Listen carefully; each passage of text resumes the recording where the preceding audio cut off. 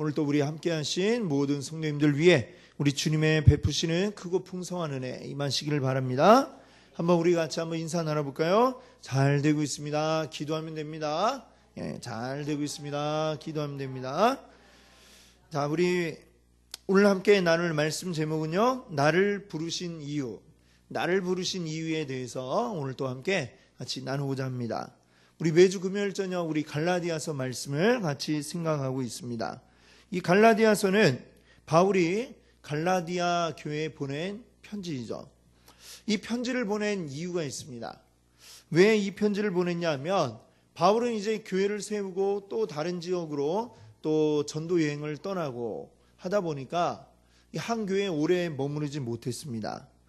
자, 이 바울이 없는 동안 이 갈라디아 교회를 이제 세워놓고 또 다른 지역에 복음을 전파하고 있는 동안 이 바울이 없는 이곳에 예루살렘으로부터 유대주의자들이 이제 오게 되었습니다. 이 유대주의자들도 물론 그리스도 예수를 믿는 자들입니다. 그러나 이들은 예수 믿는 복음만을 이야기하는 것이 아니라 앞에 갈라디아에서 이야기하는 다른 복음이라고 이야기하는 다른 복음을 이야기했다고 그러는데요. 그건 뭐냐면 이 유대주의자들은 예수도 믿어야 되지만 율법도 따라야 한다라는 이러한 주장을 하게 되었던 것이죠. 이들은 예수 그리스도도 바로 그 율법이라고 하는 이 유대인들의 유대교의 전통 안에서 이해를 하려고 했고, 그러다 보니까 당연히 그들은 복음도 믿지만 그리스도의 복음도 믿지만 더불어 율법도 지켜야 한다. 그래야 우리가 구원받을 수 있다라고 하는 이러한 주장을 하였던 것입니다. 자, 여기에 대해서 이제 갈라디아 교회 성도들이 또 물어봤겠죠. 그 유대주의자들에게. 근데 바울은 그렇게 이야기하지 않던데요. 이렇게 아마 물어보는 자가 있었을 겁니다.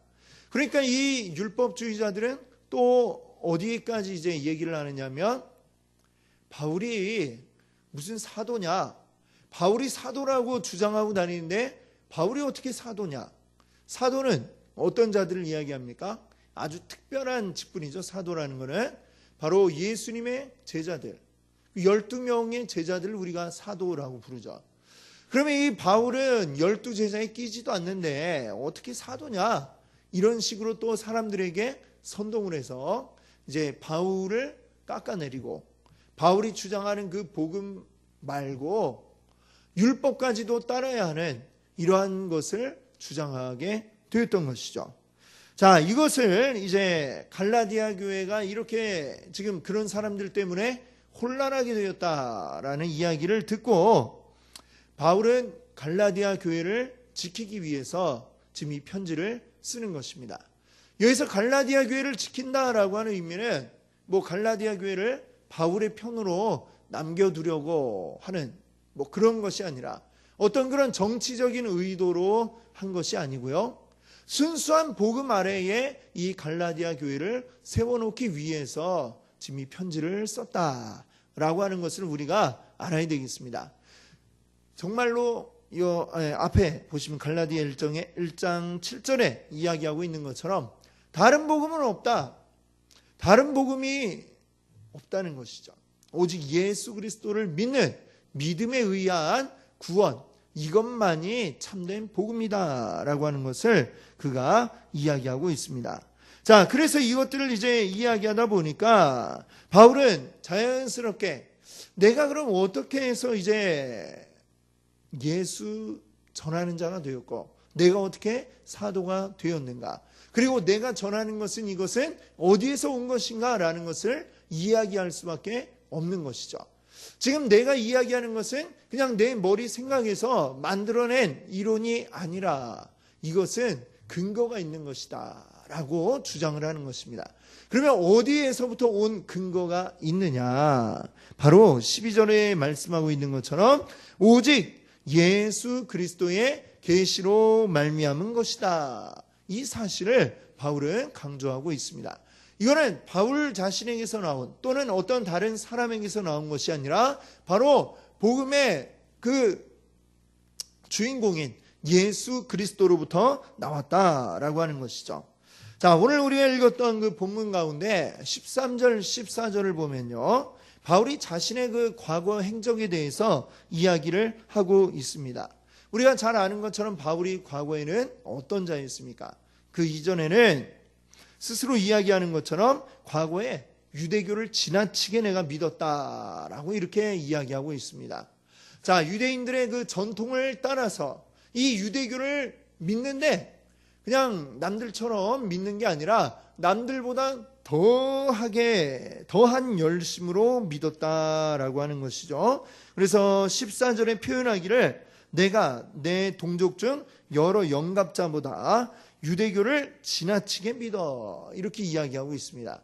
다른 사람들의 열정이 한 50 정도 된다고 하면 바울은 그 갑절로 한 100 정도의 열정을 가지고 이 율법을 지키는 것, 이것만이 우리가 살 길이다라는 그 사명이 아주 투철해서 살았던 사람이 바로 바울이었다라고 이야기를 하고 있는 것이죠. 그 누구에게도 뒤처지지 않게 열심히 율법을 따라 살아갔고, 그리고 율법을 따라 사는데 방해가 되는 것들이 있다면 그것은 다 어떻게 하려고 했습니까? 제거하려는 이러한 생각을 가지고 있었습니다. 바울이 그 열심으로 하려고 했던 일이 뭐라고 이야기합니까? 13절에 나와 있는 것처럼 하나님의 교회를 심히 박해하여 멸하고, 이게 바로 바울이 그 열정을 가지고 했던 일이라고 말하고 있습니다. 바울이 그 교회를 박해하던 그 열정은 그냥 괴롭히는 정도가 아니라요, 멸한다는 건 완전히 파괴해버리고 없애버린다. 지금 이 율법을 믿는 온전한 믿음, 바울이 생각할 때에 그 믿음에 방해가 되고 여기에 어떤 대적하고 있는 것, 이것은 아예 이 세상 가운데서 사라져버려야 된다라고 하는 생각을 가지고 예수 믿는 자들을 잡기 위해서 얼마나 열심히 애를 썼는지 모르겠습니다. 자, 바울이 지금 이 이야기를 하는 이유가 무엇이냐? 자, 갈라디아 교회에 온 유대주의자들의 주장처럼 율법을 열심히 따르면 어떻게 되느냐? 지금 바울이 자기 과거를 이야기합니다. 나 예전에 그 누구보다도 열심히 율법대로 살았던 사람입니다. 그렇게 열심히 율법을 따랐더니 그 결과 어떻게 했다는 거예요? 내가 그리스도의 교회를 파괴하려고 했다, 멸하려고 했다라는 이야기죠. 자, 바울의 경험으로 볼 때에 율법을 열심히 따르면 따를수록 어떻게 된다는 겁니까? 교회를 박해하는 결과가 되더라라고 하는 거죠. 열심히 믿으면 믿을수록 우리는 그리스도와 멀어지게 되는 이러한 결과가 되어버린다라고 하는 것입니다. 복음과는 정반대의 결과가 나타나게 되더라라고 하는 것이죠. 이것은 이제 바울의 경험으로 내가 예전에 해봤는데 이렇습니다. 내가 율법을 모르는 자가 아니고 그 누구보다도 열심히 따랐던 사람인데 그랬더니 내가 그리스도를 핍박하는 결과가 나에게 오게 되었다라고 하는 것이죠. 그렇기 때문에 이 바울은 자연스럽게 이제는 어떻게 된 겁니까? 이 유대교와는 등지고 살아가게 된 것이죠. 왜? 그 유대교를 따랐더니 그리스도에게서 내가 멀어지게 되더라라고 하는 것이죠. 자, 그럼 여기서 우리가 던질 수 있는 질문은, 그럼 바울은 왜 열심히 유대교를 믿다가 갑작스럽게 그리스도를 믿는 것으로 방향을 바꾸게 되었느냐라고 하는 거죠. 어제까지 그 유대교의 그 전통을 따라서 예수 믿는 자들을 잡아 가두고 때리고 죽이기까지 하던 그 바울이 왜 갑자기 방향을 바꿔갖고 오히려 예수 그리스도를 믿게 되었느냐라고 하는 것입니다. 자, 이 질문에 대한 이제 답이 우리가 알고 있지만 사도행전에 보면 그 이야기를 우리는 알고 있습니다. 사도행전 9장에 나오고 있죠. 바울이 다메섹으로 가던 길이었죠. 그때에도 역시 다메섹에 있는 그 그리스도를 믿는 자들을 잡아들이기 위해서 특별히 대제사장에게 가서, 누가 시킨 게 아니고요, 본인이 대제사장한테 가서 저 다메섹에 가면 예수 믿는 자들이 있답니다. 내가 그들을 잡아올 테니 허가해 주십시오. 잡아와도 된다라고 하는 그 증서를 써달라 이래갖고 그 제사장이 얼마나 기쁩니까? 뭐 가만히 있어도 알아서 해주겠다 하니까 그걸 오케이 하고 그 증서를 써줍니다. 그걸 들고 다메섹으로 가던 길이었죠. 열심히 예수 쫓아다니는 자들을 잡아 죽이려고 이제 다메섹으로 가던 길에 갑작스럽게 그 길 가운데서 밝은 광채가 그의 앞에 나타납니다. 이 광채는 바울뿐만 아니라 함께 동행하던 무리들이 다 보고 도저히 너무 밝아서 볼 수가 없네. 그래서 그냥 다들 눈을 가리고 엎드릴 수밖에 없는 이러한 광채를 보게 되는 것이죠. 그때 그 광채는 바로 예수 그리스도였던 것입니다. 우리가 알고 있지만 사도행전 9장이면 이미 예수님은 죽으시고 부활하시고 제자들에게 오셔서 지내시다가 승천하시고 완전히 제자들 보는 앞에서 하늘 높이 올라가신 지도 한참 뒤의 일입니다. 지금 이 세상 가운데 예수 그리스도를 본 자는 아무도 없는 그때에 예수님이 아주 특별하게 지금 바울에게 찾아오신 것이죠. 바울에게 찾아오셔서 이 바울을 만나십니다. 만나서 묻습니다. 너는 왜 나를 핍박하느냐? 바울이 그때서야 깨달았던 것입니다. 예수 그리스도를 따르는 자들, 이 자들을 핍박하는 게 곧 예수 그리스도를 핍박하는 것이고, 예수 그리스도는 바로 내가 핍박할 이유가 없네, 내가 따라야 할 뿐이구나 라는 것을 그가 깨달았습니다. 그래서 그 즉시 그는 그 열심을, 진작에 내었던, 유대교를 쫓는 데 열심 내었던 그 열정을, 방향을 바꿉니다. 정반대로 예수 그리스도를 쫓아가는 것으로 방향을 바꾸게 되는 것이죠. 그렇게 해서 이 바울이 그리스도인이 되었습니다. 자, 바울이 이렇게 변화되는데 바울 개인의 어떤 의지 이런 것은 전혀 필요가 없었습니다. 바울이 어떻게 해서 갑자기 예수 믿는 사람이 되었습니까? 예수님에 대한 여러 가지 자료를 수집해서 연구를 해보니까 이분은 참 그리스도구나. 바울이 무슨 연구해갖고 그렇게 예수 믿기로 한 겁니까? 아니죠. 바울의 어떤 의지도 개입되지 않고 순전하게 예수 그리스도께서 찾아오셔서 만나주시니까 바울이 바뀌게 되었다라고 하는 것입니다. 하나님께서 바울이 복음 전하는 종이 되도록 선택하셨기 때문에 바울이 그 일을 하게 된 것이지, 바울이 예수 그리스도에 대한 어떤 생각과 연구를 해갖고 바뀌어진 게 아니더라라고 하는 것입니다. 이것은 전적인 하나님의 선택이었다라고 하는 것이죠. 하나님이 바울을 복음 증거하는 자로 선택하셨기 때문에 바울은 예수 그리스도를 믿게 되었다는 것이죠. 그러면 이 선택은 언제 이루어진 것인가? 15절 말씀이 이야기합니다. 내 어머니의 태로부터 나를 택정하시고, 바울이 아직 이 세상에 태어나기도 전에 내 어머니의 태로부터 이미 나를 택하시고 정하셨다 말씀하고 있지 않습니까? 그렇죠? 어디 뱃속에 있을 때뿐이었겠습니까? 사실은 하나님께서 이 세상 모든 만물을 만드시기 이전부터 이 바울에 대한 분명한 목적과 계획을 가지고 계셨다라고 하는 것입니다. 자, 이런 하나님의 그 계획과 목표, 이것을 아는 것, 이걸 뭐라고 부릅니까? 우리의 소명이라고 그러죠. 소명. 우리의 소명, 하나님이 날 부르셨다라고 하는 것. 왜? 나에 대한 어떤 목적이 있고 그걸 이루기 위한 계획이 하나님에게 있기 때문에 우리를 부르셨다라고 하는 이 소명이라는 것을 우리가 여기서 기억해야 되겠습니다. 여러분, 이 소명이라고 하는 것, 소명은 바울에게만 하나님 주신 것일까요? 아닙니다. 오늘 이 시간 저와 또 여러분 모두에게도 이 소명이 있습니다. 소명이 뭐라고요? 하나님 나를 어떻게 하실 것인가, 또 무슨 일을 이룰 것인가 하는 분명한 목적과 계획이 우리 가운데 있다라고 하는 것이죠. 하나님 나를 부르시고 하나님 나를 통해 일하고자 하시는 것, 이게 있다라는 것입니다. 그 목적과 계획 아래 우리를 선택하신 것입니다. 그리고 우리에게 소명을 주신 것입니다.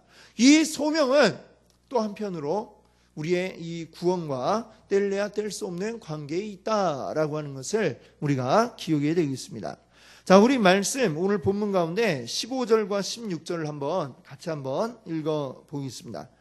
그러나 내 어머니의 태로부터 나를 택정하시고 그의 아들을 이방에 전하기 위하여 그를 내 속에 나타내시기를 기뻐하셨을 때에 곧 혈육과 의논하지 아니하고. 아멘. 우리는 보통 이렇게 생각합니다. 하나님께서 우리에게 예수 그리스도를 나타내 보이신 것은 나를 구원하기 위해서다. 우리는 이렇게 생각하죠. 일반적으로. 그렇지 않습니까? 내가 예수 그리스도를 깨달아 알게 만드신 이유가 뭐라고 생각해요? 하나님 날 구원하시려고 그러셨다. 이렇게 생각을 하죠. 자, 그런데 바울은 16절에 보니까 뭐라고 이야기합니까? 그의 아들을 이방에 전하기 위하여 그를 내 속에 나타내기를 기뻐하셨을 때에.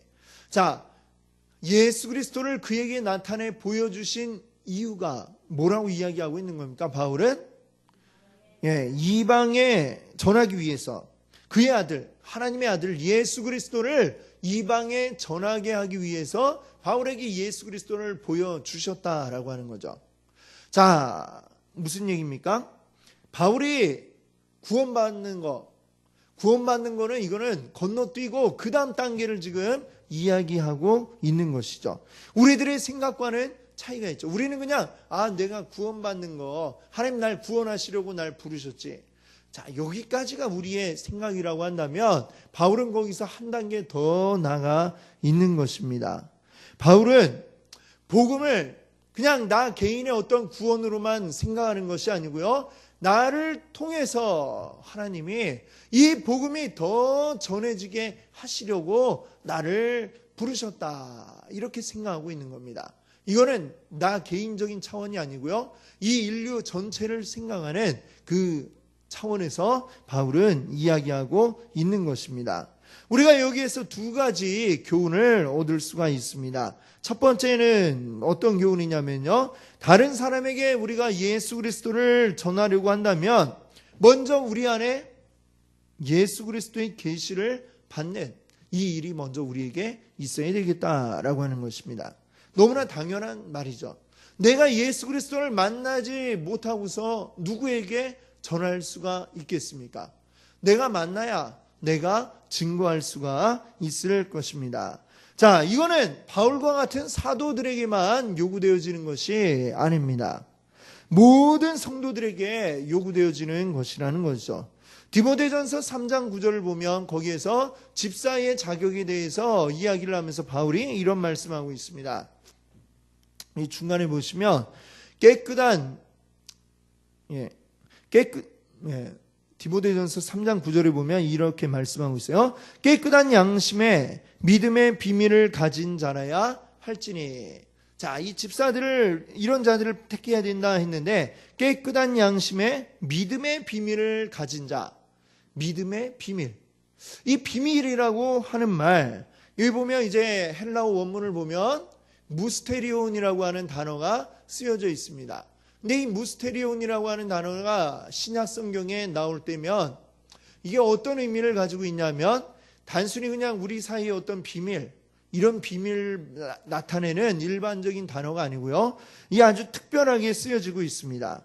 하나님께서 예수 그리스도 안에서 나타내신 구원의 위대한 계시, 이걸 의미할 때에 무스테리온이라고 하는 단어가 쓰여져 있다라고 하는 것이죠. 이 얘기는 무슨 얘기냐? 자, 믿음의 비밀이란 무엇이냐면, 우리가 바로 예수 그리스도를 통해서 구원받은 그 하나님께서 보여주시는 그 계시, 이것이 바로 믿음의 비밀이다라고 하는 거죠.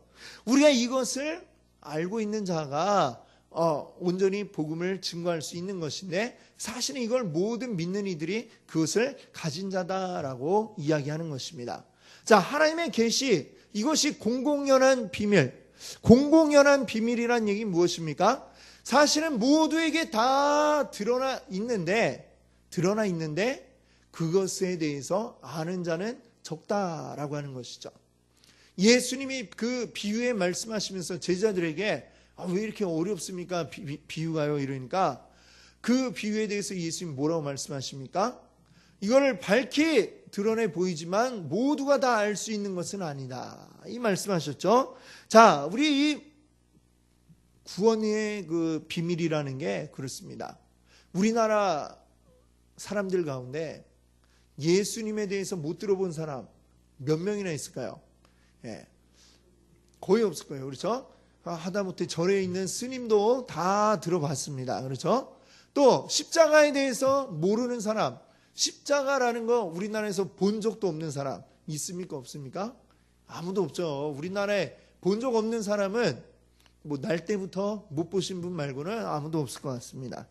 자, 우리나라의 모든 국민 중에 예수님에 대해서 모르는 자가 없고 십자가에 대해서 모르는 자가 없지만, 그러나 구원 얻은 자는 그들 가운데 일부일 뿐인 것을 우리가 알고 있습니다. 그렇죠? 하나님의 선택 가운데 하나님 밝히 보여주시는 그 계시를 우리가 깨달은 자들만이 우리가 온전히 믿음에 이르러서 그 밝은 십자가의 구원의 은혜를 누리게 되는 줄 믿습니다. 아멘. 자, 두 번째로 우리가 여기서 얻을 수 있는 교훈은 뭐냐면, 이 계시는 그저 우리의 구원만을 위해 주어진 것이 아니다라고 하는 것입니다. 이것은요, 우리 구원에는 사명이 반드시 세트로 함께 연결되어져 있다라고 하는 것입니다. 우리가 예수 그리스도를 믿는 것은 그냥 우리가 지금까지 생활을 우리가 해왔던 거에다가 다만 더하기 종교 생활 조금 이런 차원이 아니라고 하는 것입니다. 우리가 그리스도를 알기 전과 그리스도를 알고 난 후 이 삶은 전혀 다른 삶이 되어야만 하는 것입니다. 예수 그리스도를 알고 난 후에는 우리의 마음의 중심에 누가 있어야 되는 겁니까? 예수 그리스도가 있어야 하는 것입니다. 나를 누가 이끌어야 하는 것입니까? 예수 그리스도가 이끌어야 하는 것입니다. 예수 알기 이전의 나의 삶은 내 마음대로 내 생각대로 그렇게 해온 삶이었다라고 한다면, 예수님 알고 난 후에 우리의 삶은 예수님이 인도하시는 대로, 예수님이 보여주시는 대로 우리가 나아가는 게 바로 우리의 삶이 되어야 할 줄 믿습니다. 아멘. 마치 바울이 그랬던 것처럼 말입니다. 내가 이전에 중요하게 여기던 것들이 예수님 알고 난 후에는 그게 하나도 중요하지 않다는 것을 깨닫게 됩니다. 예전에는 아무렇지도 않게 보아 넘겼던 것들이 예수님 믿고 난 후에는 그것이 눈에 들어오기 시작하게 되는 일이 생겨나게 되는 것입니다.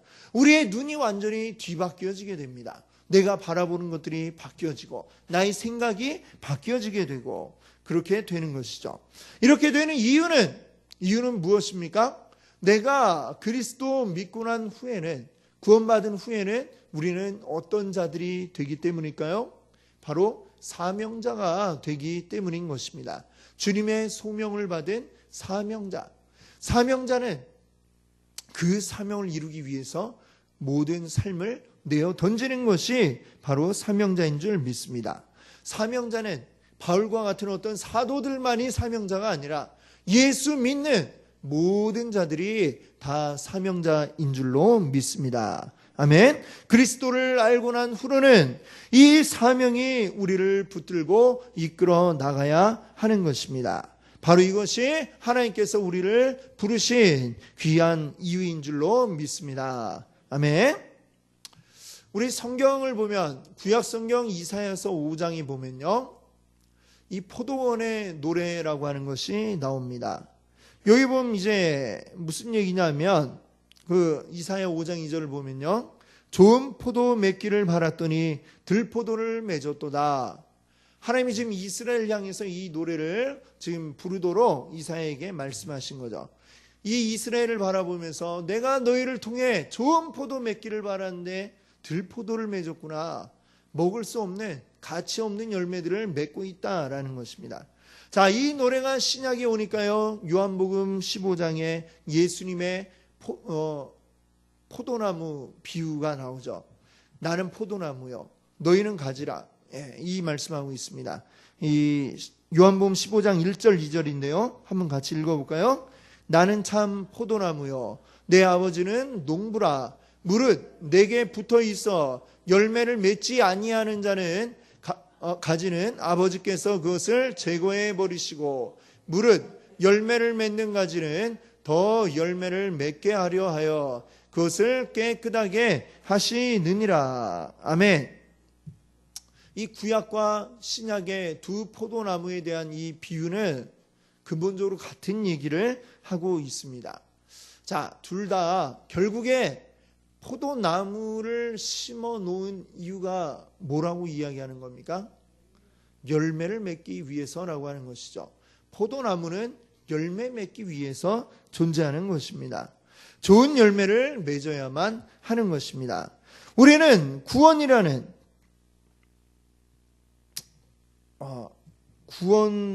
하는, 우리의 구원이라는 것은 우리의 어떤 구원된 상태만을 이야기하는 것이 아닌 것을 우리가 알아야 되겠습니다. 무슨 얘기냐면, 옛날에 그 적십자 그 캠페인에 보니까요, 이런 구호가 있었습니다. 사랑은 동사입니다. 뭐 이런 거 본 기억이 있으신가요? 사랑은 동사다. 사랑, 사실 이제 명사죠. 사전을 찾아보면 명사로 돼 있는데, 이게 동사라고 하는 이유는 뭡니까? 사랑은 그냥 가만히 있는 게 사랑이 아니라 행동으로 이제 실천해야 되는 게 사랑이다. 이렇게 이야기를 했죠. 참 이렇게 마음에 와닿는 캠페인이었는데, 우리의 구원도 역시 똑같이 표현할 수 있을 것 같아요. 우리 구원도 동사입니다. 동사. 그냥 구원받은 어떤 상태를 가르치는 명사가 아니고요. 구원은 동사. 우리의 움직임이 함께 따라와야 하는 동사다라고 하는 거죠. 어떤 움직임이요? 우리가 이 사명 이루기 위한 행함이 우리에게 있어야 한다는 것이죠. 구원받았으면 거기에 합당하게 우리가 이 사명을 받아서 일해야만 한다라는 게 오늘 바울 사도의 말씀인 줄 믿습니다. 구원은요, 우리의 소명을 포함하고 있다는 것을 기억하시기를 바랍니다. 예수 믿고 구원받았다. 이것은요, 곧 무슨 얘기냐?